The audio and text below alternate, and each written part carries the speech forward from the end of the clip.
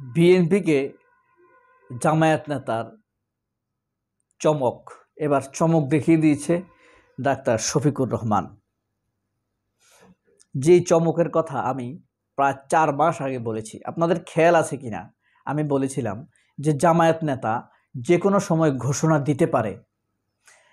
যদি আমার সে ভিডিওটা দেখে থাকেন, জামায়াত নেতা যে কোনো সময় ঘোষণা দিতে পারে জামায়াত যদি ক্ষমতায় আসে বিএনপিকে নিয়েই সরকার গঠন করবে। বুঝতে পারছেন? সেই ঘোষণা কিন্তু এসে গিয়েছে। তবে এটা শুধু ঘোষণা নয়, এটা একটা রেটরিক নয়, এটা কথার কথা নয়, এটা বাংলাদেশের জাতীয় ঐক্যের জন্য খুব প্রয়োজন ছিল এমন একটি ঘোষণা। ধরেন জামায়াত ক্ষমতায় যাবে, 45% ভোট পেয়ে ক্ষমতায় গেল জোট টোট মিলে, কিন্তু এর বাইরে তো আরো 55% ভোট থেকে যায়।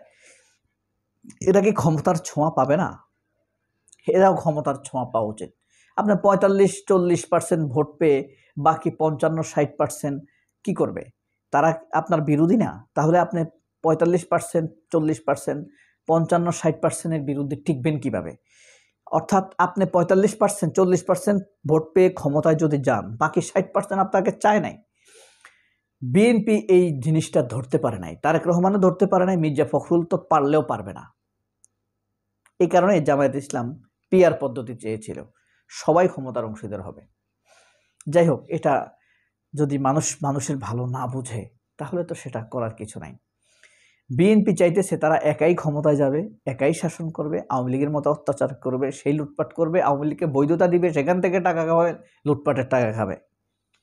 আর বাংলাদেশে যে তথাকথিত মিডিয়া বা গণমাধ্যম নামের যে ফ্যাসিবাদ আছে, তারা তো বিএনপিকে সমর্থন দেওয়ার জন্য বসেই আছে, কারণ তাদের কলঙ্কিত অতীত, অমানবিক অতীতের জন্য তারা প্রশ্নের সম্মুখীন হতে চায় না। বাংলাদেশের মিডিয়া যে কলঙ্কজনক ভূমিকা রেখেছে গত 17 বছর যাবৎ, 54 বছর যাবতই, ইসলাম বিদ্বেষী, স্বাধীনতা বিদ্বেষী, তারা শুধু মুক্তিযুদ্ধ নিয়ে আছে, স্বাধীনতার কথা বলে না। তারা দেখবেন মুক্তিযুদ্ধ করবে। প্রকৃতপক্ষে দরকার স্বাধীনতা, বলার স্বাধীনতা, অর্থনৈতিক স্বাধীনতা, কর্মের স্বাধীনতা, এসব প্রয়োজন। এসব নিয়ে কথা বলবে না তারা, মুক্তিযুদ্ধ। কারণ ভারত মুক্তিযুদ্ধ নিয়েই আমাদেরকে দাবায় রাখতে চায়। স্বাধীনতা হয়ে গেলে তো আমরা স্বাধীন হয়ে যাব, তা ভারতের কথা আর শুনবো না। তো ডাক্তার শফিক যে ঘোষণাটা দিয়েছেন, এটা একটা চমৎকার, বিস্ময়কর, ঐতিহাসিক বটে। মিডিয়াতে এই কথাটি আরো চমৎকারভাবে বিস্তৃত হওয়ার উচিত ছিল, আরো বেশি স্থান পাওয়া উচিত ছিল। জাতির কল্যাণকর কোনো তথ্য, সংবাদ, বক্তব্য বাংলাদেশের মিডিয়াতে স্থান পায় না, এটা আমরা অতীতেও দেখে এসেছি। তবে ডাক্তার শফিক দেরিতে দিয়েছেন বক্তব্যটি, দেরিতে হলেও দিয়েছেন। যাই হোক, এটাই হলো সবচেয়ে মঙ্গলজনক বিষয়। একজন নেতৃত্বের গুণাবলী এমনই হওয়া উচিত। আমি নিজে মাঝে মাঝে ডাক্তার শফিক, আব্দুল্লাহ মোহাম্মদ তাহেরের পার্সিয়াল সমালোচনা করি। হ্যাঁ, আপনাকে সমালোচনা করতেই হবে। আপনি যদি একচ্ছত্র প্রশংসা করেন তাহলে আপনার থাকা আর না থাকা একই কথা, আপনি কখনো গার্ডিয়ানশিপ পাবেন না। বাংলাদেশের ইসলামপন্থী সংগ্রামী এবং দেশপ্রেমিক দুর্নীতিমুক্ত মানুষের প্রতীক বা নেতা ডাক্তার শফিকুর রহমান। এখন শফিকুর রহমান যাদের নেতা, শফিকুর রহমান তাদের দায়িত্বশীল, আবার শফিকুর রহমান যাদের দায়িত্বশীল তারাও শফিকুর রহমানের ব্যাপারে দায়িত্বশীল। কেন দায়িত্বশীল? তার ভুল ত্রুটির আপনি সমালোচনা করতে হবে। He is not Angel, he is human, he has some short of fraud also, fault, তার কিছু দোষ ত্রুটি থাকতে পারে। He is not the pure পাইটি। সে শুধু ভালো কাজই করবে এমন চিন্তা করাটা একজন মানুষের কাছ থেকে এটা ভুল। আপনি যদি সারাক্ষণ পরিশ্রম করেন তারপরও আপনার ভুল হতে পারে, আর আপনি যদি ইচ্ছাকৃত ভুল করেন তাহলে তো আপনার খিচুড়ি হবে, তাই না? এখন ডাক্তার শফিক ভালো চাইলেও মানুষ হিসেবে তার তো ভুল হতে পারে।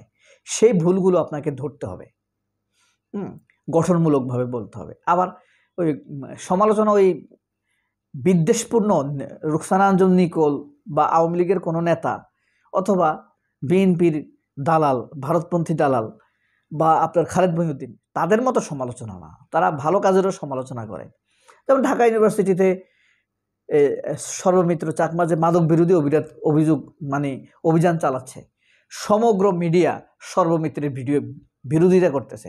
আপনি হয়তো বলবেন, কই মিডিয়াতে তো সর্বমিত্র নিউজ দেখি নাই।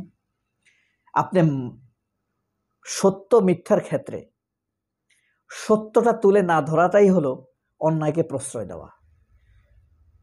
হ্যাঁ, অন্যায়কে প্রশ্রয় দেওয়া, অর্থাৎ মাদকের পক্ষে মিডিয়াগুলো অবস্থান নিয়েছে, প্রথম আলো অবস্থান নিয়েছে, যমুনা টিভি অবস্থান নিয়েছে। এদের আচরণে আপনি বুঝে যাবেন। অথচ আমি মনে করি ডাকসুর ছাত্রছাত্রীদের উচিত, মানে ভোটারদের উচিত ঢাকা বিশ্ববিদ্যালয় সর্বমিত্রের পক্ষে মিছিল করা। এই শাহবাগের আপনার চারপাশ দিয়ে মিছিল করা, শাহবাগের জাদুঘরের সামনে থেকে মিছিল নিয়ে কাঁটাবন হয়ে ঘুরে এসে দোয়েল চত্বর দিয়ে এসে আবার এখানে এসে মিছিল করে জানান দেওয়া যে আমরা সর্বমিত্রর পাশে আছি, এটা করা উচিত। যাই হোক, ডাক্তার শফিকুর রহমান যে এই যে ভালো কথাটা বলছে, ঠিক একইভাবে এটাকেও সমর্থন দিচ্ছে না বা মিডিয়াতে আসতে দিচ্ছে না। তিনি বিএনপি নেতাকর্মীদের আশ্বস্ত করেছেন, তারেক রহমানকে আশ্বস্ত করেছেন যে তোমরা দেশ চালাইছো, আমরা তো দেখছি ভালো চালাইছো, মানে আওয়ামী লীগের চাইতে ভালো চালাইছো, কিন্তু আওয়ামী লীগের ছায়া হয়ে আছো, তোমাদের চিন্তার কিছু নাই। আমরা যখন সরকার গঠন করব, আমরা বিএনপিকে নিয়েই সরকার গঠন করব। এখন সেটা কি হতে পারে? হয়তো তারেক রহমানকে রাষ্ট্রীয় দূত বানাতে পারে, পররাষ্ট্রমন্ত্রী বানিয়ে দিতে পারে, বা খালেদা জিয়াকে, বেগম খালেদা জিয়াকে, সর্বশ্রদ্ধেয় খালেদা জিয়াকে দেশের রাষ্ট্রপতি বানিয়ে দিতে পারে। এটা হলো ঐক্য। যেই দেশ শান্তিতে আছে, এগিয়ে যাচ্ছে, মনে রাখবেন সেই দেশ ঐক্যবদ্ধ। আর যেই দেশ ঐক্যবদ্ধ আছে সেই দেশে ভালো নেতা আছে। আমি সবসময় বলি বাংলাদেশে কোনো ভালো নেতা নাই, এই কারণে বাংলাদেশে এত বিভাজন, বিভেদ।